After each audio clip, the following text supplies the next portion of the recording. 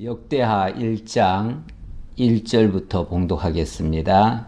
다윗의 아들 솔로몬의 왕위가 견고하여 가며 그의 하나님 여호와께서 그와 함께하사 심히 창대하게 하시니라.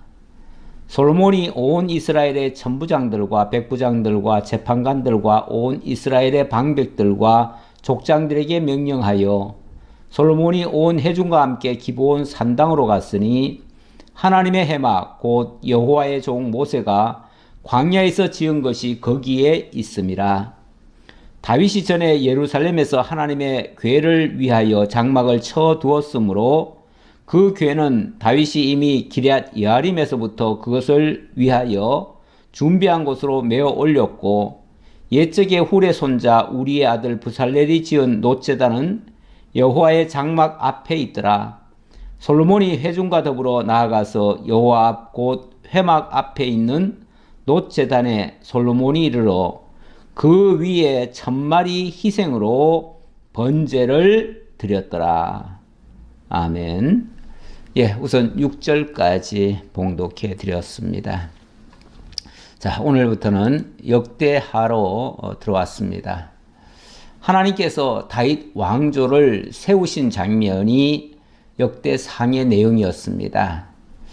자, 그렇게 세운 다윗 왕조가 또 그 다음 때로 내려오면서 번영도 하지만 번영 이후에는 급격한 또 쇠퇴를 맞고 위기에 봉착하게 되어집니다. 하나님의 뜻을 제대로 깨닫고 그 하나님의 섭리에 순복할 때에는 형통을 합니다. 분명히 형통을 하는데 시간이 조금 지나고 나면 이것이 타성에 젖어버리고, 그리고 참 인간은 망각의 동물 같습니다. 은혜에 대해서는 참 망각을 잘해요. 그래서 하나님의 그 은혜로 세워진 것을 한두 대 지나고 나니까 이걸 깨닫지를 못해요. 그리고는 마치 자기들 힘으로 된 줄로 알고 그렇게 교만하게 행동하다가 그만 급격한 몰락의 길로 접어들게 되어집니다. 자, 이렇게 되면 다윗 왕국도 얼마 가지 않아서 그대로 망할 수밖에 없습니다. 그런데 오늘 역대하의 큰 타이틀이 뭐냐면 다윗 왕조 보호가 되겠습니다. 다윗 왕조 보호. 지금 전체는 역대 상하는 다윗 왕조가 세워지고 그것이 계승되는 건데, 역대 상은 다윗 왕조가 수립되는 광경이고, 그리고 역대하는 보호받는 장면이다 그 말이죠. 자, 보호받기 전에 먼저 번영의 과정이 있습니다. 1장부터 9장까지 솔로몬 시대에는 번영을 하게 되어지죠. 그리고 나서 10장 넘어가면 이제 솔로몬의 시대가 끝나고 르호보암 시대로 넘어가는데, 그때는 나라가 둘로 나뉘어지게 되어지죠. 이렇게 나뉘어지면 나라가 온전할 수가 없죠. 멸망할 수밖에 없죠. 그런데 그런 가운데서도 하나님의 보호 섭리는 그대로 있더라 그 말이죠. 그래서 하나님 분국시대의 보호 과정의 내용이 28장까지 상당히 긴 기간 동안 있고요. 그리고 결국 나라는 패망을 당하고 맙니다. 나라는 패망을 당하지만 그 다윗 왕조는 하나님께서 완전히 뿌리채 뽑아버리지는 않습니다. 다시 말하면 나무가 베어지는데 그 그루터기는 남겨놓아요. 그래서 그 그루터기에서 다시 싹이 날 수 있는, 그래서 이세 뿌리에서 한 싹이 나며 이런 말씀이 있는데요. 이 다윗 왕조에서 장차 메시아가 나타나고 그 다윗 왕조를 하나님께서 보존해 가시는 그런 내용이 소개가 되어집니다. 그 내용이 역대하의 내용이다 이렇게 보시면 되겠고요. 자, 오늘은 솔로몬 왕의 번영 내용을 살펴보도록 하겠습니다. 선대왕 바로 다윗이 일생 동안 하나님의 은혜를 맛본 사람이고요. 하나님과 동행한 사람이었습니다. 하나님의 마음에 합한 사람이었어요. 그런데 그가 품고 있던 내용이 뭐였냐면 정말 하나님과 함께하고 싶어서 하나님의 전을 건축하고자 했습니다. 그런데 하나님께서는 안타깝게도 그의 손으로 성전을 짓는 것은 허락하지 않았어요. 왜냐하면 그가 너무 많은 피를 흘렸기 때문에. 그건 어쩔 수 없는 피 흘림이었습니다. 그가 무슨 전쟁 광이어서 피를 흘린 게 아니라 하나님께서 역사를 새롭게 쓰시면서 다윗 왕조를 이루는 그런 시점이기 때문에 어쩔 수 없이 피를 흘리게 됩니다.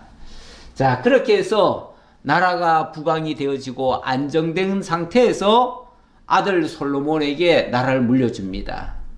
덕분에 솔로몬 시대 때는 그야말로 그 이름처럼 평화의 시대가 되어집니다.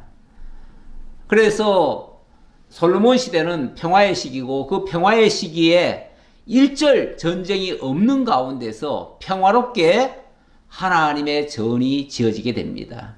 그런데 그 전이 지어지는 모든 기반은 다윗이 다 닦아놓습니다.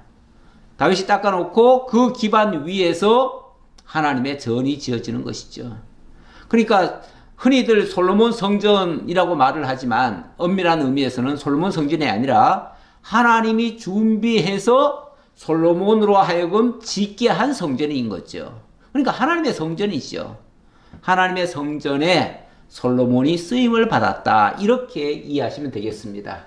자, 어쨌든 솔로몬이 이러한 성전을 짓게 되는데 성전을 짓기 전에 먼저 자신이 하나님 앞에 세워졌고 그리고 이제 성전을 짓기 위한 준비를 하기 전에 먼저 하나님 앞에 기도하면서 또 큰 제사를 드리게 되어집니다.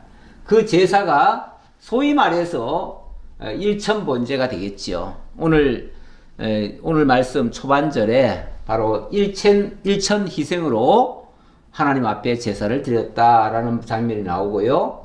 그 제사를 드리면서 하나님 앞에 간구한 내용이 있습니다.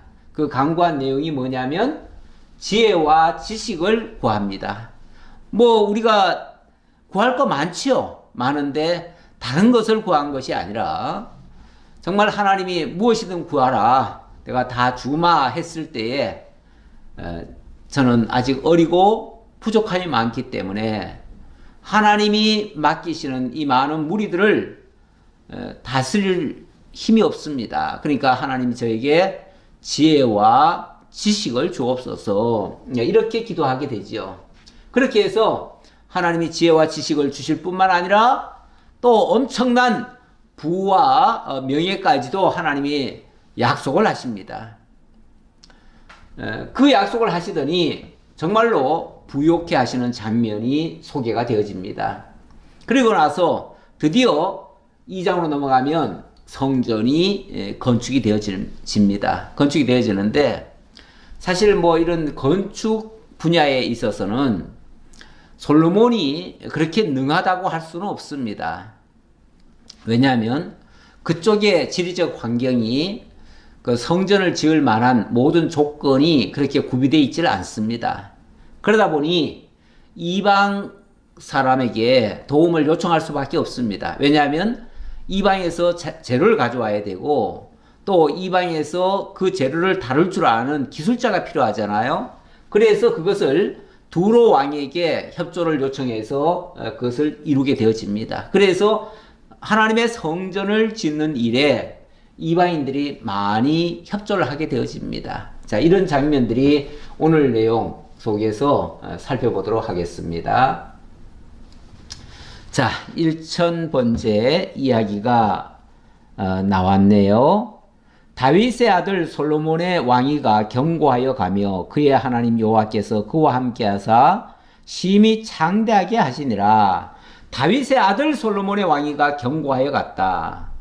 솔로몬의 왕위가 견고하여 갔다가 아니라 다윗의 아들 솔로몬의 왕위가 견고하여 갔다. 사실 여기는 이렇게 간단하게 그 왕위가 아주 순탄하게 순조롭게 이루어지는 것처럼 그렇게 소개가 되고 있습니다만은 사실은 그 열왕기죠. 열왕기상에 보면 거기서는 이 솔로몬에게 왕위가 이어지는 것이 순탄하게만 이루어지는 것은 아닙니다. 사실은 그 형제들 가운데서요, 솔로몬은 어찌 보면 후처의 자식이고요. 그리고 아주 한참 한 10번째 정도쯤 되는 그런 아들입니다. 그러니까 순서적으로 말하면 다윗이 아주 쟁쟁한 그 왕자들이 있어요. 그 왕자들을 제껴놓고 이 솔로몬이 왕위를 물려받을 수 있는 입장이 아닙니다. 아마 순리적으로 하자면은 절대로 솔로몬이 왕이 될 수 없을 겁니다. 그런데 희한하게도 그 왕자들이 서로 미워하고 서로 시기하고 서로 죽이려고 하는 이런 상태에 빠지게 되어지죠. 그러다가 실제로 형제들 간에 난이 일어납니다. 그래가지고 압살롬이 그 형제들을 막 죽여버리죠. 그런 일도 있다가 나중에는 압살롬이 또 아버지까지 축출하고 자기가 왕이 되겠다고 쿠데타를 하지요. 그러는 바람에 다윗이 잠시 왕위를 잃기도 합니다. 하지만 그렇게 했던 그 압살롬도 죽임을 당하고요. 그리고 압살롬이 제거되고 나니까 또 아도니아가 또 자기가 이제 압살롬 다음에는 자기가 왕이 돼야 된다고 하면서 스스로 왕이 되겠다고 다 작전을 펼쳤죠. 왜냐하면 아버지는 늙고 이제 얼마 안 있어서 어차피 물러갈 양반인데 가만히 눈치를 보니까 자기에게 순조롭게 안 올 것 같으니까 자기가 왕 만세를 불러버리죠. 아예 자기 마음대로. 그런데 그것이 큰 실수가 됐지요. 그래서 하나님께서 다윗에게 말씀하시고 다윗이 솔로몬에게 왕위를 물려주게 되어집니다. 이런 복잡한 과정이 있지만 뭐 성경은 그렇게 자세하게 기록하는 부분도 있지만은 오늘 본문은 그쪽 부분을 얘기하려는 것이 아니기 때문에 거기에 대해서는 생략을 하고요. 어쨌든 우리 하나님께서 솔로몬의 왕위가 견고해졌다. 우리 원래 그 왕위라고 하는 것이 견고해지려면요, 일단은 정통성이 있어야 되잖아요. 그리고 강력한 그 어떤 리더십이 있어야 될 거 아니겠어요? 모든 국정 장악력이 있어야 될 거 아니겠어요? 그런데 벌써 이렇게 후처의 자식으로서 한 10번째쯤 되는 자식이라면요, 그런 거 얻기가 쉽지 않아요. 쉽지 않은데 하나님께서 그 주변 정리를 그렇게 다 해준 겁니다. 해줘서 이제 솔로몬을 대적할 자는 아무도 없게 만들었어요. 그동안 아도니아가 그런 솔로몬을 위협하기도 했지만은 오히려 그렇게 했던 아도니아가 스스로 자멸하고 말지요. 그렇게 해서 우리 하나님께서 결국은 모든 정적들을 다 막아주시는 겁니다. 막아주시고 이제 더 이상 솔로몬을 대적할 자는 아무도 없게 만들어요. 근데 그렇게 하는 과정에 정말 하나님의 은혜와 능력의 역사들이 있는 거예요. 그래서 이거는 솔로몬 스스로가 강대한 국가를 만든 것이 아니고 하나님께서 그와 함께 하셔서 심히 창대하게 하신 것이다. 이렇게 말한 거지요. 2절입니다. 솔로몬이 온 이스라엘의 천부장들과 백부장들과 재판관들과 온 이스라엘의 방백들과 족장들에게 명령하여 솔로몬이 온 회중과 함께 기브온 산당으로 갔으니, 이러한 솔로몬이 하나님께 사랑을 입은 자입니다. 원래 솔로몬의 그 애칭이라고 할까요? 애칭이 뭐냐면 여디디아입니다. 여디디아.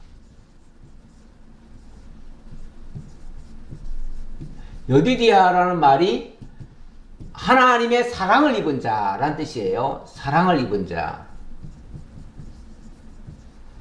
이거는 솔로몬이 태어날 때부터 하나님이 그렇게 이름을 지어줬어요.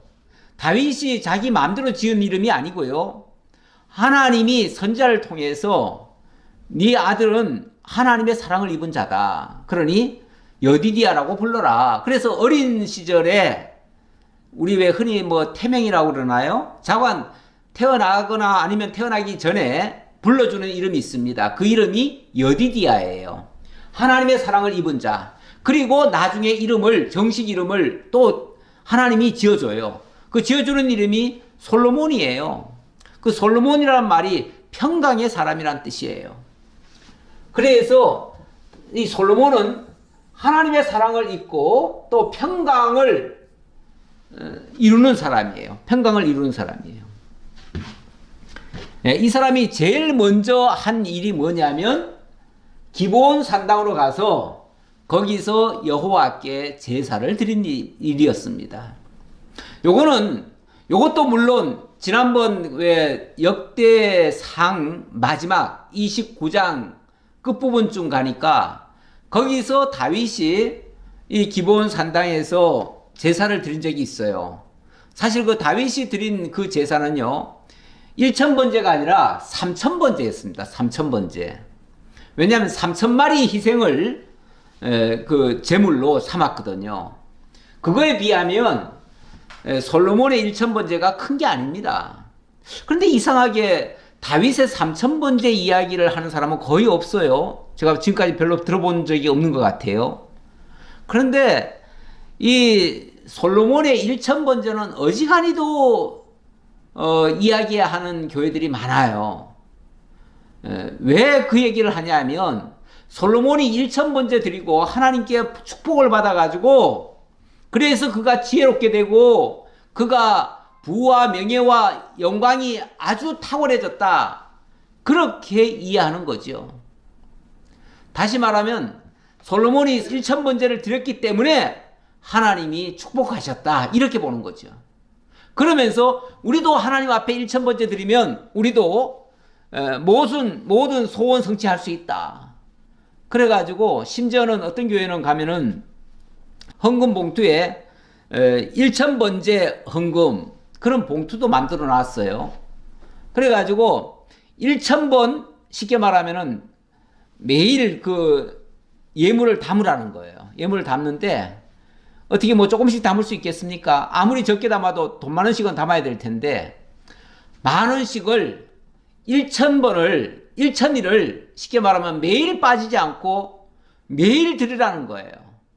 1000번 그 예물을 드리려면은 3년 6개월 동안을 하루도 빠지지 않고 새벽 예배 가가지고 매일같이 그 헌금함에다가 1000번을 넣어야 되는 겁니다.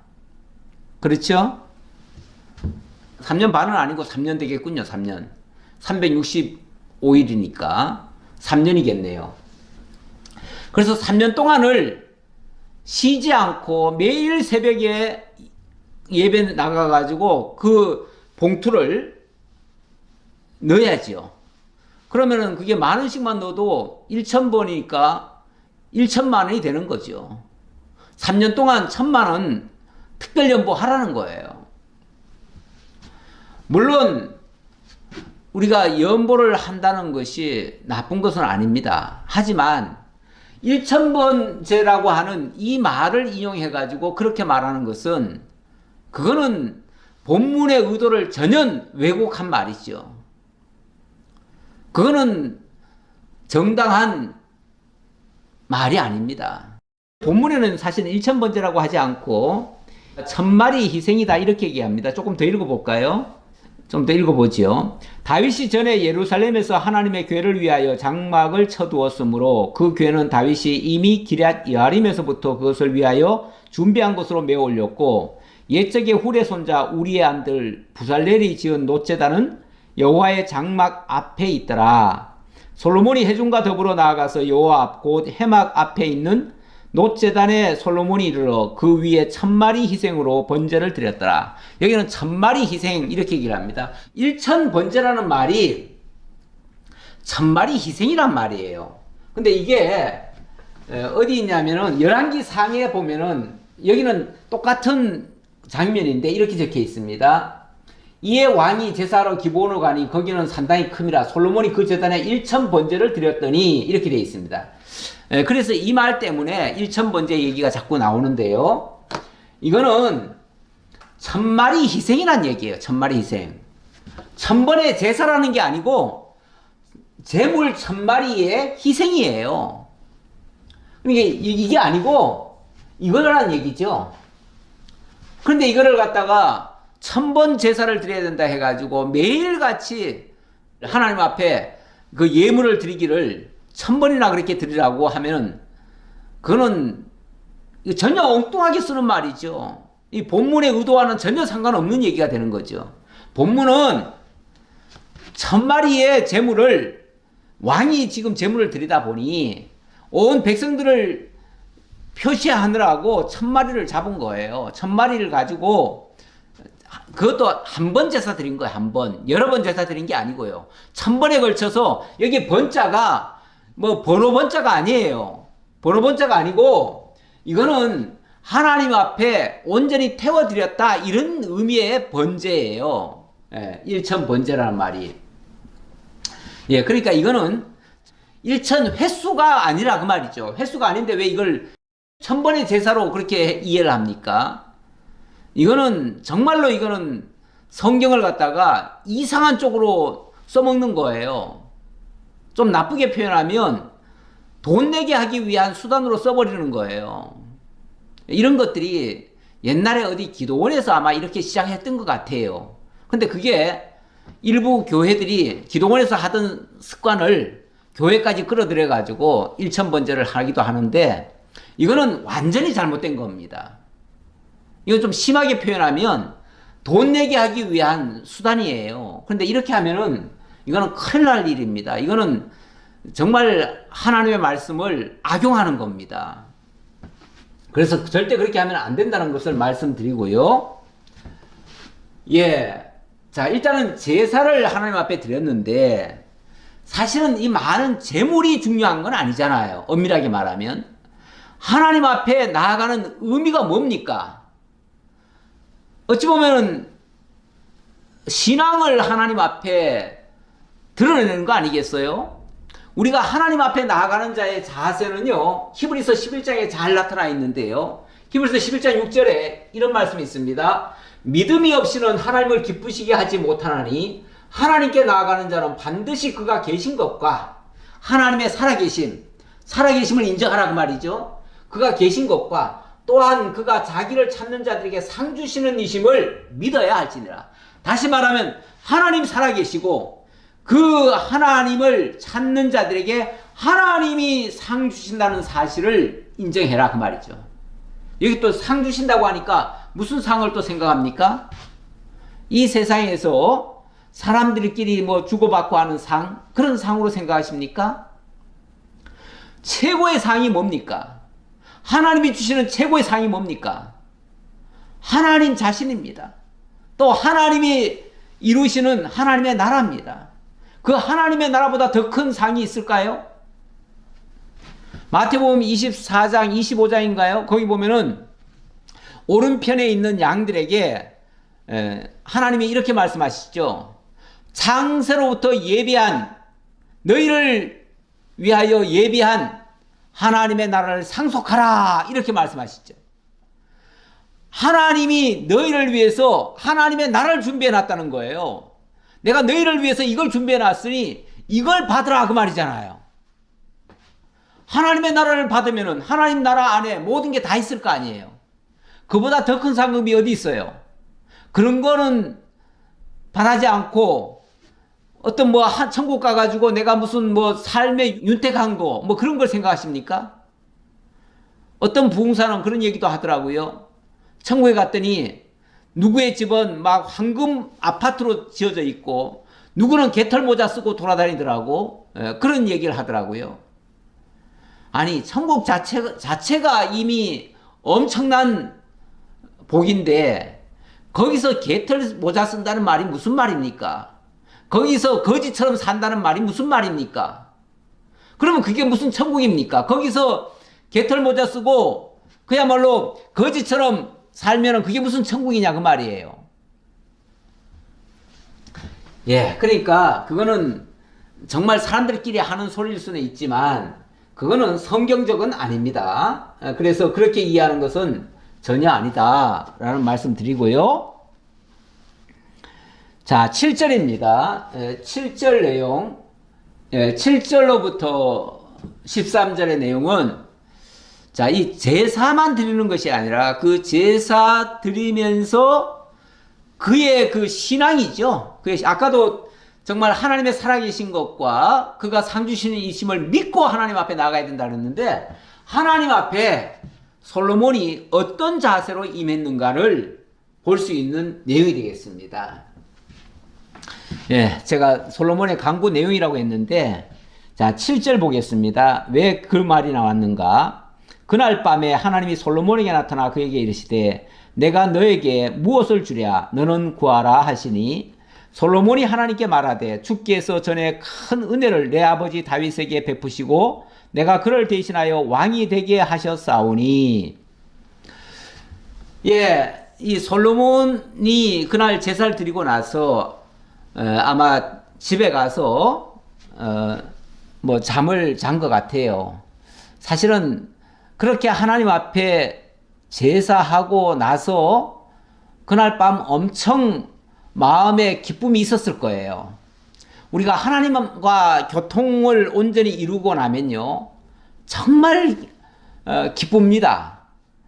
근데 하나님과의 관계가 가로막히든지 하나님 앞에 오늘날로 이해하자면 오늘날로 만약에 하나님께 예배를 했는데 정말 하나님과 교통하지 않은 것 같고 그러면 답답하잖아요.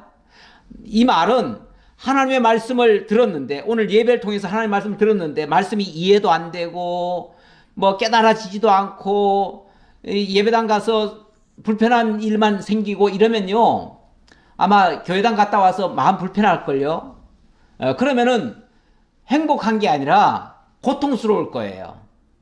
그런데 반대로 정말 하나님 앞에 예배가 드려지고 하나님의 말씀을 듣고 깨달아지고 믿어지고 감동이 되어지고 막 이렇게 되어지면요 너무너무 감격스럽습니다.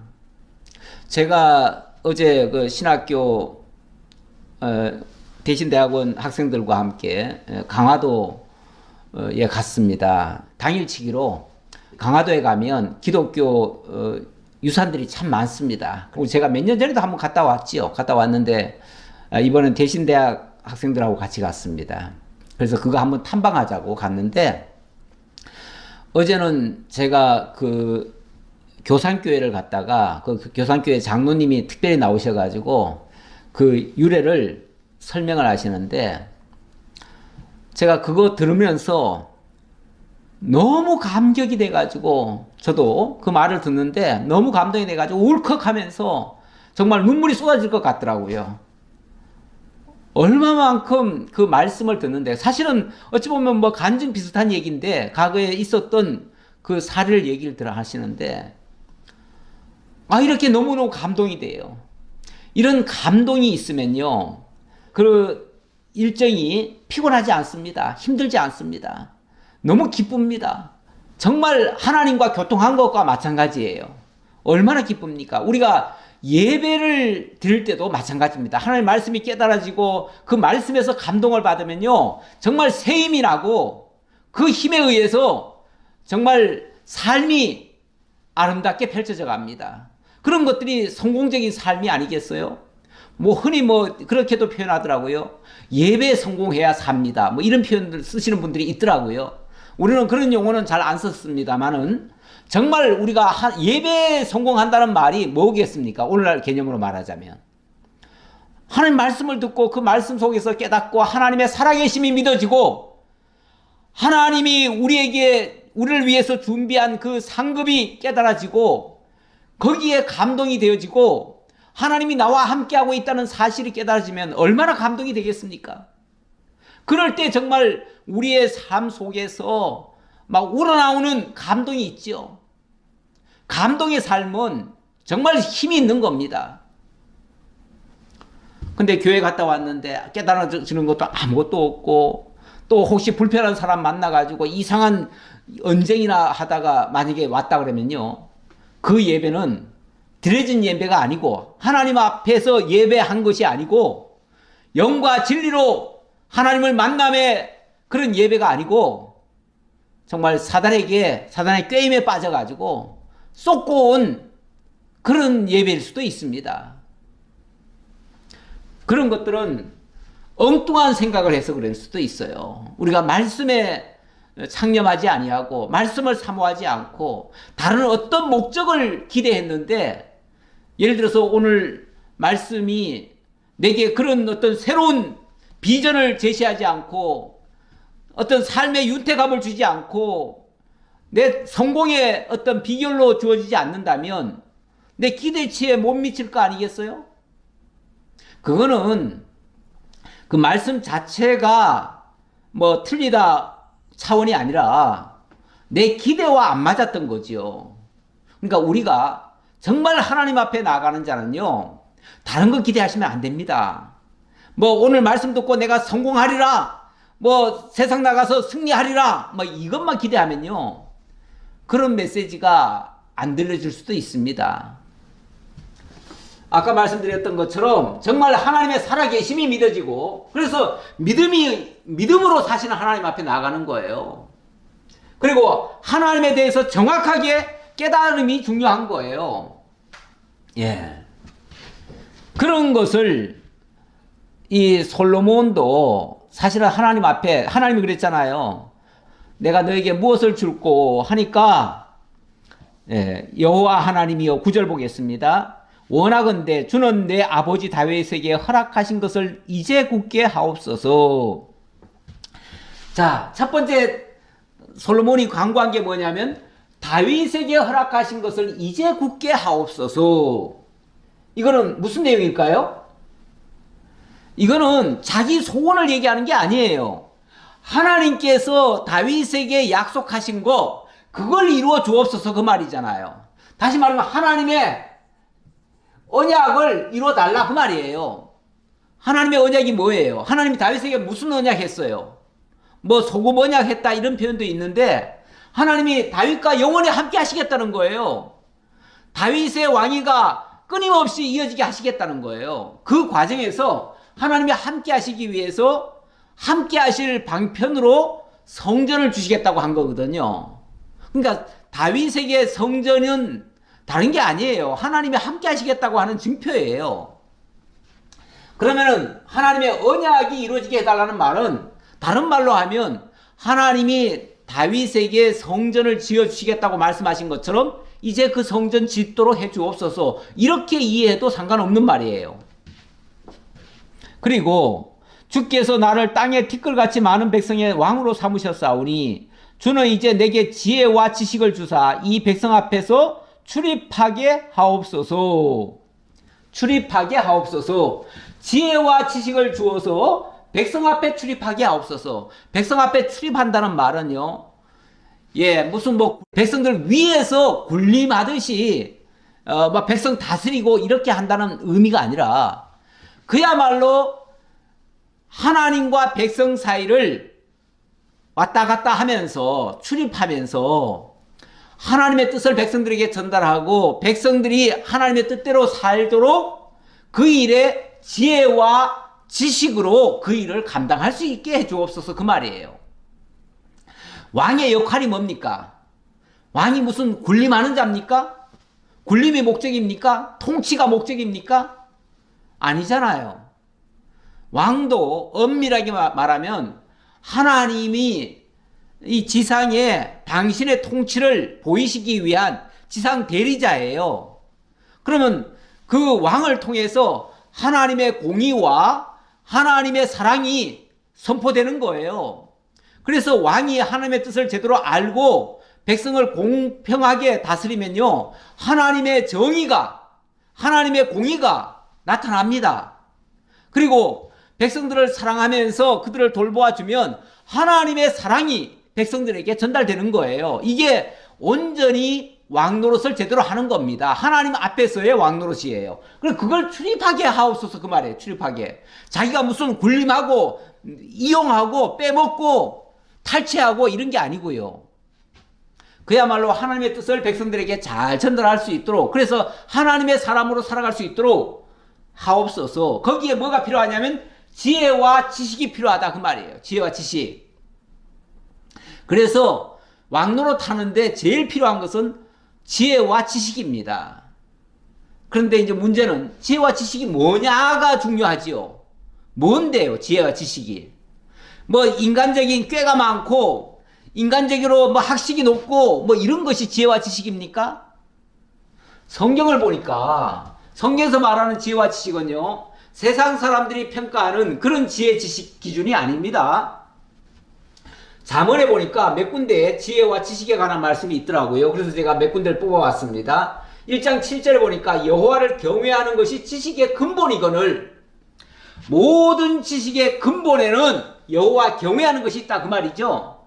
다시 말하면 모든 것은 하나님 경외로부터 출발하는 겁니다. 하나님 경외함이 없는 곳에는요, 지혜도 없고 지식도 없습니다.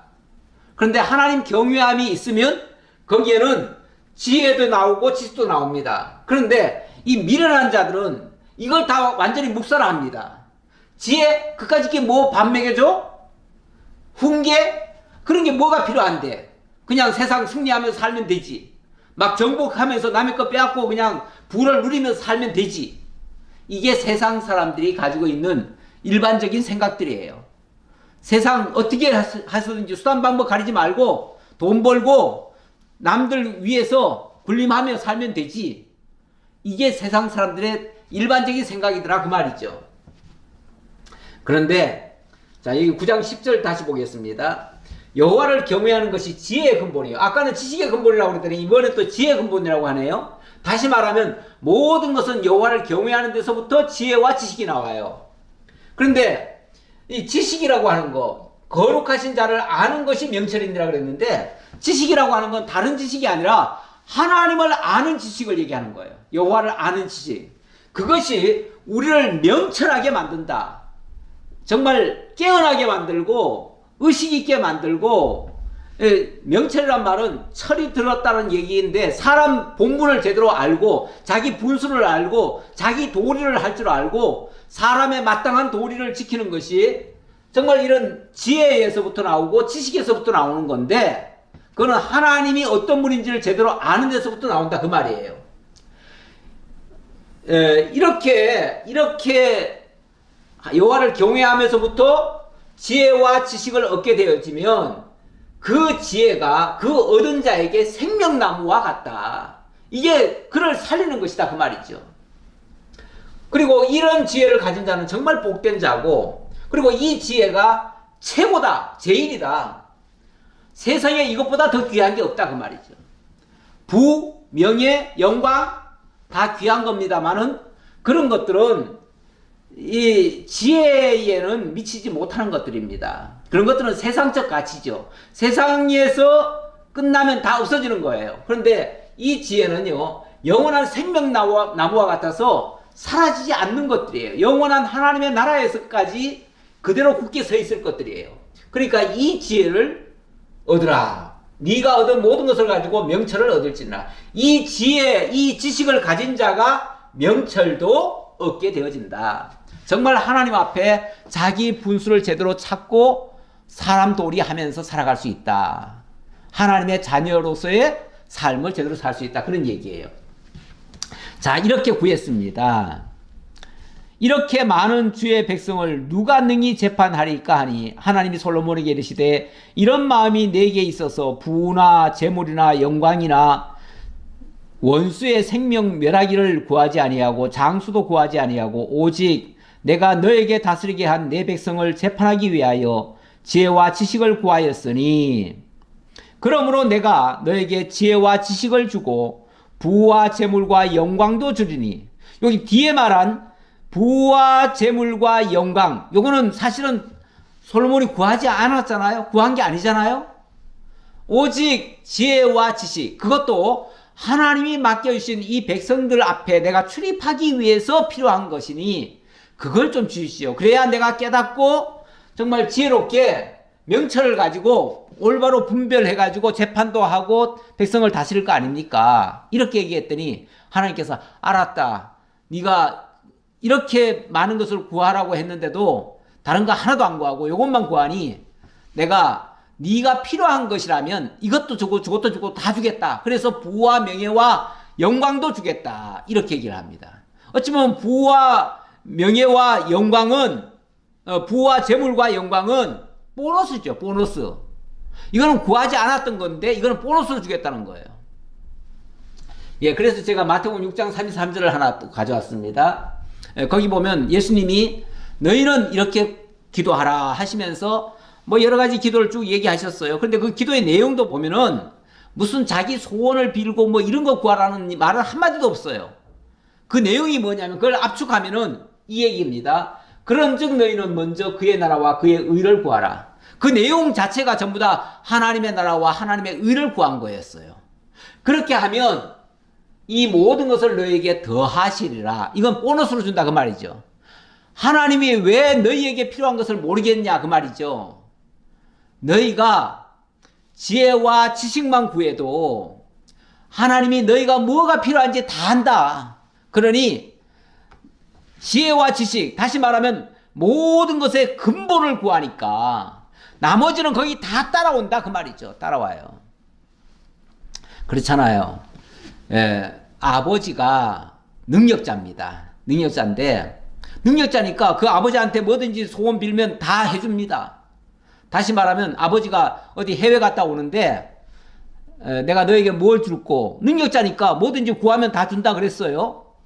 그러니까 아버지 이번에 오실 때 뭐 예를 들어서 노트북 하나 사오세요. 아니면은 뭐 자전거 하나 사주세요. 뭐 이렇게 자동차 하나 사주세요. 이렇게 얘기했다면 알았다. 내가 사줄게. 그럼 뭐 사주겠어요? 그거 사주겠죠. 그게 왜냐면 그게 구한 거였으니까요. 그러고 땡이에요. 그런데 예를 들면 아버지 무사히 건강하게 일 잘 보시고 그리고 돌아오세요. 저는 아버지가 다시 돌아오시면 제일 기뻐요. 아버지 외에 다른 거 필요 없어요. 이렇게 얘기했다고 합시다. 왜냐하면 이렇게 구한 아이는요, 아버지 앞에 아버지만 있으면 그 아버지 안에서 모든 게 다 이루어지는데요. 아버지만 필요한 거죠. 아버지가 필요하면 아버지 안에는 모든 것이 다 있을 거 아니에요? 아버지 집도 내 집이고 아버지의 모든 재산이 다 내 재산이고 아버지의 돈이 내 돈이고 그럴 수 있잖아요. 그게 무슨 욕심으로 얘기하라는 게 아니라 실제로 그 아버지와 함께 살면 아버지의 모든 것이 내 것 아닙니까? 그보다 더 큰 선물이 어디 있습니까? 네, 그렇게 기도하는 것이 더 지혜로운 거죠. 어찌 보면 솔로몬의 기도의 내용은 바로 그런 기도였어요. 근본을 기도한 거예요. 근원을 기도한 거예요. 그 근원은 모든 것의 근본은 여호와를 경외하는 거였습니다. 여호와 경외함에서부터 지혜와 지식이 나오고 그 지혜와 지식에서 모든 부와 재물과 영광이 다 나타나는 겁니다. 예. 그래서 하나님이 이 모든 것을 다 주셨다. 이에 솔로몬이 기브온 산당 회막 앞에서부터 예루살렘으로 돌아와서 이스라엘을 다스렸더라. 하나님이 솔로몬이 이런 마음 자세로 이런 신앙으로 정말 하나님의 백성들을 통치했다 그 말이죠. 이건 정말 잘한 겁니다. 이렇게 하면 요 마음, 이게 어찌 보면 이게 초심 아닙니까? 이게 처음 왕이 됐을 때 그 마음가짐인데 요 마음 상태가 변치 않으면요, 이 사람은 성공하는 삶입니다. 근데 사람이요, 참 이 환경에 지배를 안 받을 수가 없습니다. 환경이 물론 나빠져도 안 좋겠지만 나빠지는 것보다 환경이 너무 좋아지는 것도 사실은 해롭습니다.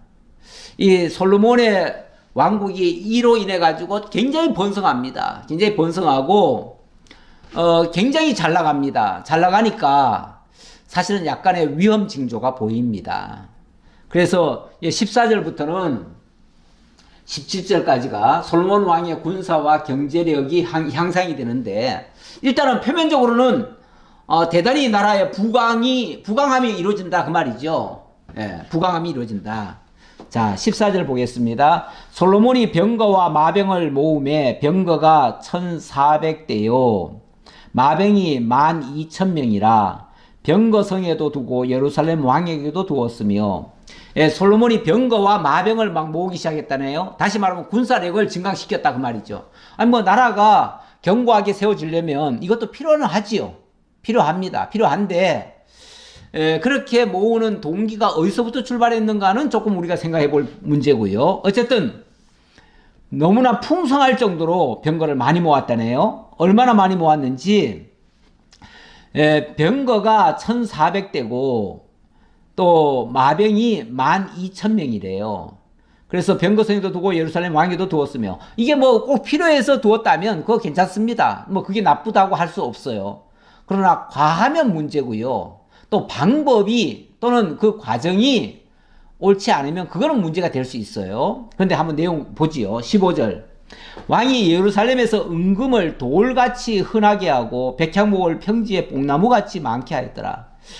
아, 또 이 재물도 어마어마하게 많아져 버렸네요. 굉장히 부유해졌습니다. 그래서 은금을 돌같이 흔하게 했다네요. 예. 뭐 황금을 뭐 돌같이 여겨라 이런 말은 있는데, 예, 그거는 황금에 눈 멀지 말라 이런 뜻이죠. 예, 그래가지고 쓸데없는 거 욕심 내지 말아라 그런 차원인데, 지금 여기는 보니까 은금을 돌같이 여겼다는 거는 너무너무 풍성했다 그 얘기죠. 너무너무 풍성했어요. 뭐 풍성한 것도 하나님이 복을 주셔가지고 부욕해 한다면은 뭐 누릴 것은 누려야죠. 누리는 게 잘못은 아닙니다. 하나님이 주신 거 누리는 게 죄는 아니에요.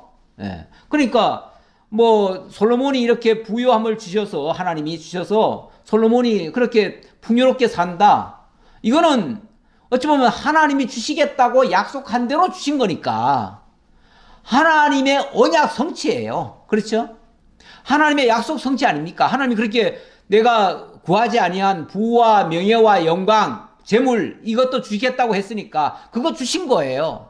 그러니까 이 본문은 어쨌든 하나님이 주시겠다고 한 그 약속에 대한 성취예요. 그래서 제가 이렇게 적어놨습니다. 허락하신 것을 누리는 것이라면 그거 잘못한 거 아니에요. 그런데 만약에 주시지 않는 것을 막 솔로몬이 하나님 그거 주십시오, 이것도 필요합니다, 저것도 주십시오 해가지고 구해가지고 얻은 거라면 그거는 동기가 잘못됐겠죠. 근데 어쨌든 여기서는 솔로몬이 구했다는 얘기는 아니에요. 하나님 그렇게 주셨다는 얘기니까 어쨌든 하나님이 주신 거에 대한 누립이라고 볼 수 있고요. 이거는 하나님의 약속에 대한, 당신이 주시겠다고 부와 재물과 영광을 주시겠다고 하신 것을 받은 거예요. 그러니까 그거는 문제가 되지 않을 것 같아요. 그런데 그 뒤에 장면을 보니까 솔로몬의 말들은 애국과 구애에서 사들였으니 왕의 무역상들이 때로 값을 정하여 산 것이며, 근데 여기서는 조금 뭐라고 할까요? 솔로몬이 뭐 일부러 가가지고 막 사들여 왔다고 하네요. 물론 우리가 살다 보면요, 이것도 필요하고 저것도 필요하고 막 필요합니다. 필요하니까 사왔을 수 있어요. 예. 그것도 이제 좋은 목적에서 뭐 필요해서 꼭 필요해서 사와드렸다면 그건 문제되지 않습니다. 우리가 꼭 필요한 것을 사는 것은 문제가 되지 않아요. 근데 만약에 다른 어떤 허영이나 다른 목적을 위해서 사들였다면 그거는 문제가 또 될 수도 있어요. 그러나 이거는 약간의 위험성도 따르긴 하는데 어쨌든 아직까지는 하나님이 부욕해 하시겠다고 하신 것을 이루어주셨다라는 측면에서 저는 이해하고 싶습니다. 자, 그런데 17절 봅시다.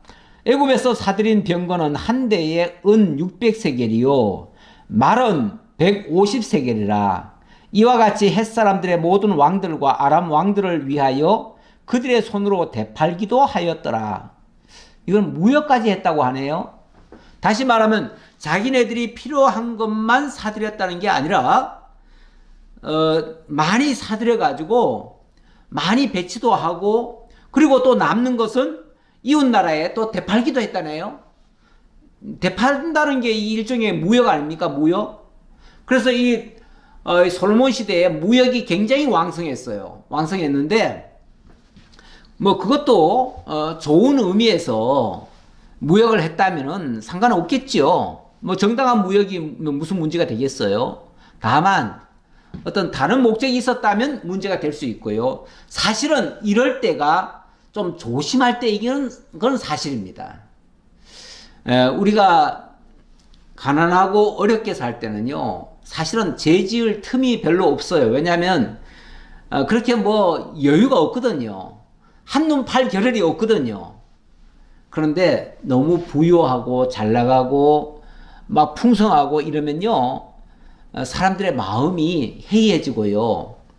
또 뭐든지 하면 되는 줄 알고 막 해서는 안 되는 일까지 마구잡이로 해버리는 경우도 있어요. 그래서 잘 나갈 때 조심하라는 말이 있어요. 잘 나갈 때 조심하라. 하나님 앞에서도 섰다고 하는 자는 조심하라, 이런 말씀이 있어요. 그래서 이럴 때는요, 더욱 깨어 있어야 돼요. 더욱 깨어 있으면서 정말 조심스럽게 꼭 필요한 것을 하면은 상관이 없어요. 그런데 만약의 경우 어떤 욕심을 낸다든지 다른 목적을 위해서 사용한다든지 하다 보면 이게 이제 화근이 될 수 있습니다. 그래서 교회도 그런 것 같아요. 역사적으로 보면 교회가 아주 순수하게 깨끗하게 이렇게 번성할 때가 있고, 또 갑자기 막 엄청난 타락할 때가 있습니다. 순수하게 깨끗하게 복음만 전할 때는요, 대부분 보면은 환난기입니다. 환난기, 어려울 때입니다. 어려울 때는 다른 데 눈을 돌리지 않습니다. 교회가 오로지 그냥 복음, 막 정말 때로는 목숨 내대고 복음만 전합니다. 그런데 풍요롭고요, 이제 환난도 없고요, 핍박도 없고요, 모든 일이 잘 돼요. 그리고 돈은 막 교회에 막 계속 쌓여가요. 그러면 이 돈 가지고 뭘 하냐면은 엉뚱한 짓 합니다. 또 조금 욕심 있는 목회자라면은 뒤로 빼돌립니다. 그러다가 가끔씩 사고가 나잖아요. 금융사고가 엄청나게 납니다. 교회 안에서도. 그렇게 되어지면 그 돈이 화근이 된 거예요. 그래서 예배당에 사실은 돈이 많이 쌓이는 것도 문제입니다. 너무 많이 쌓여도 안 돼요. 물론 뭐 건물을 준비하기 위해서 또 교회에 꼭 필요한 것들이 있지요. 그런 것들을 위해서는 좀 저축이 필요합니다. 뭐 빚을 내 가지고 뭘 할 수는 없잖아요. 특히 은행 돈 내 가지고 하는 거는요, 그거는 교회를 은행에다가 저당 잡히는 거나 똑같기 때문에 그런 거 좋지 않습니다. 어떤 경우에도 뭐 때로는 뭐 성도들 그냥 집까지 그냥 저당 잡아놓고 교회에서 돈을 빌리고 막 이런 경우도 있는데요. 이거는 성도들 정말 망하게 하는 일이 될 수도 있습니다. 그거는 어떤 경우에도 그거는 용납이 안 됩니다. 그렇게 하시면 안 됩니다. 절대로. 그냥 하나님이 주신 은혜대로 해야지요. 은혜대로 하려면 교회의 힘을 헤아려서 교회가 할 수 있는 데까지만 해야겠죠. 더 이상 욕심으로 예배당을 짓거나 뭐 이렇게 하는 거는 굉장히, 이거는 성도들을, 성도가 진짜 성전인데, 참 성전인 성도를 위하는 교회가 아니라 성도를 상처를 주고 성도를 망하게 하는 교회당이면은 그게 무슨 의미가 있습니까? 그래서 교회당 짓다가 성전 허무는 경우도 있습니다. 가끔씩. 성도가 성전인데, 성령이 거하는 전인데, 예배드리기 위한 처소로서의 교회당, 건물 짓다가 세상에 성도들 상처 입히고 성도들 상처 주면 되겠습니까? 성도들 심지어는 실족해가지고, 예배당 짓고 나면 실족해가지고 교회도 안 나오고 막 예수 떠나는 경우도 있어요. 가끔씩 보면. 그런 경우는, 그거는 죄 짓는 겁니다. 교회가 성도, 하나님의 성전을 허무는 행위가 됩니다. 절대 그렇게 하면 안 돼요. 그래서 뭐 다 할 수 있습니다. 하나님이 주신 거 가지고 할 수는 있는데, 이런 식으로 뭐 낭비하듯이, 또는 남아가지고 뭐 외국에 도로 갔다가 무역해서 돈벌이의 수단으로 바뀌든지. 왜냐하면 사람들은요, 돈벌이 하다 보면은 돈에 재미가 들려가지고 그 다음부터는 돈벌이 하는 대로 돌아가 버려요. 그래서 정말 교회가, 가끔씩 보면 교회가 또 이렇게 교회에서도 장사하는 경우도 있습니다. 때때로 그런 경우도 있어요. 그런 것은 굉장히 조심해야 될 부분입니다. 예, 오늘 내용은 뭐 많이 진도는 못 나갔습니다만 우리 1장만 일단 봤고요. 자, 이사야 31장에 보면 이게 이제 신명기 17장에도 아마 있을 겁니다. 신명기 17장이나 이사야 31장에 보면 왕이 주의할 부분을 소개하고 있어요. 그래서 이거는 이거 경계삼아 본문이 그랬다는 건 아니고요. 경계삼아 주의할 부분을 한번 읽고 가겠습니다. 31장 1절인데요. 도움을 구하러 애굽으로 내려가는 자들은 화 있을진저 그들은 말을 의지하며 병거의 많음과 마병의 힘이 강함을 의지하고 이스라엘의 거룩하신 이를 앙모하지 아니하며 여호와를 구하지 아니하나니. 다시 말하면 세상 어떤 군대나 그 병기나 이런 것들을 의지하다 보면요 하나님 의지하지 않게 되거든요. 그러면은 그것 때문에 그거 구하러 애굽 내려가서 여기 아까 보니까 뭐 애굽에 가서 마병도 구해오고 했다잖아요. 그래서 제가 이게 좀 조심스럽다 그 말이에요. 그래서 만약에 하나님 의지하지 않는 마음에서 이렇게 했다면 이건 큰일 날 얘기입니다. 예. 여호와께서도 지혜로우신즉 재앙을 내리실 것이라. 만약에 하나님 의지하지 않은 거면요 하나님이 이것들 봐라 나를 의지하지 않네 그리고 저 무기를 의지하네 이러면 하나님께서 너무 지혜로우셔가지고요 그런 자들에게 재앙을 내리신대요. 너 한번 맛봐라 이거겠지요. 하나님께서 애굽은 사람이요 신이 아니며 그들의 말들은 육체요 영이 아니라 여호와께서 그의 손을 펴시면 돕는 자도 넘어지며 도움을 받는 자도 엎드려져서 다 함께 멸망하리라. 다시 말하면 애굽 의지만 하면 애굽에 의해서 망할 수도 있다 그 말이죠. 세상 의지하면요 세상에 의해서 망합니다. 강대국 의지하면 강대국에 의해서 망합니다. 우리가 지금 자꾸 미국과 일본을 의지하려는 시도도 좀 하는 것 같은데 그렇게 되면요 일본과 미국한테 우리가 이용당합니다. 마찬가지예요. 중국에 의지하면 중국한테 그렇게 당하고요. 우리가 과거 역사에서 그랬습니다. 우리가 일본에 왜 침략을 받았는데요. 일본을 의지해가지고 우리나라 문제를 해결하는데 일본 군대를 끌어들여 왔어요. 동학 농민전쟁이 일어나니까 일본 군대를 끌어들여 와가지고 그들을 제압했다고요. 그러고 나서 그들이 한국에 머물면서 조선에 머물면서 자기네 힘을 펼친 거 아닙니까? 우리나라를 도와주면요 저들이 그냥 있지 않습니다. 우리나라의 주권을 행사하려고 덤벼요. 그리고 자기네들이 이 땅을 먹으려고 해요. 우리 하나님이 얼마나 지혜로우신데요. 사람 의지하면 그 사람에 의해서 망하고 어느 나라 의지하면 그 나라에 의해서 망한다라고 지금 하나님 말씀하시지 않나요? 그래서 우리가 세상을 의지하면 망합니다. 우리가 이용을 할 수 있어요. 애굽도 이용할 수 있어요. 강대국 다 이용할 수 있습니다. 미국도 이용해도 되고요. 일본도 이용할 수는 있어요. 그러나 그들을 의지하면 안 돼요. 예. 오늘 말씀은 1장만 하고요. 자, 로마서 8장 25절 결론으로 가져왔습니다. 요거는 이 부분은 제가 그냥 다음 주에 말씀드리기로 하고 이게 사실은 2장까지 갔을 때 제가 이 결론을 내려고 했는데 오늘 말씀은 여기서 마치도록 하겠습니다. 기도하겠습니다. 아버지 하나님 감사합니다. 역대하를 통해서 우리 하나님이 세우신 다윗 왕조가 솔로몬 시대를 거치면서 매우 번성하고 또 하나님과 교통이 아름답게 이루어진 것까지를 살펴보았습니다. 우리 하나님 의지하면서 하나님 앞에 지혜와 지식을 구한 솔로몬이 정말 부유해지고 하나님이 주신 복에 의해서 나라가 부강해졌음을 깨달았습니다. 이 모든 것이 하나님의 은혜로 되어졌음을 믿습니다. 솔로몬이 하나님 앞에 나아갈 때 하나님의 살아계심과 하나님의 언약대로 이루어심, 하나님의 약속대로 이루어질 것을 굳게 믿고 나아갔기에 이 모든 복에 참여했음을 저희들 기억했습니다.